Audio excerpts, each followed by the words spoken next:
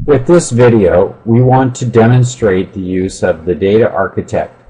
This is a tool available from Advantage that we make use of with small manufacturing software. This is used behind the scenes to do maintenance or custom SQLs to work on your data or to make corrections to it. So we're going to start with the Advantage Data Architect.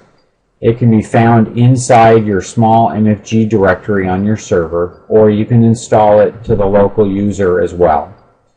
Once we have this open, it comes up with the left-hand side, the connection repository empty. We need to make a new connection. To do that, we can use a wizard, and that is this button up here in the upper left-hand corner with the wand on it. So I'll click on that. For using it with small manufacturing, we're going to use the second choice down to create a connection to an existing data dictionary. We'll go ahead and select the next key.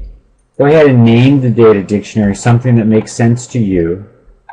So in this case for me, I'm going to put down that this is company -001.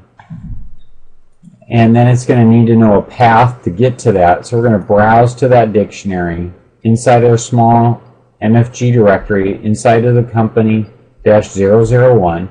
We're going to select the small MFG.add file, or Advantage Data Dictionary. So I double click on that. From this point, most of our users would change the server type from local to remote, and then we'd press finish. At this point, you can use your standard login if you're a database administrator within small manufacturing. Go ahead and change it to your user and use your password. In this case, mine is blank.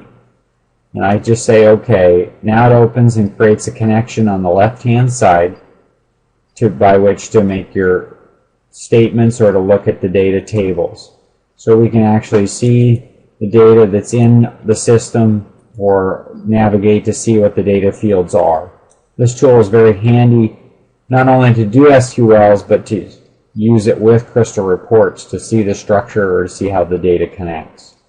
So a lot of times what we want to do is do an SQL statement, and to do that you just make sure you've highlighted somewhere within the connection and press the SQL button to the upper left hand corner.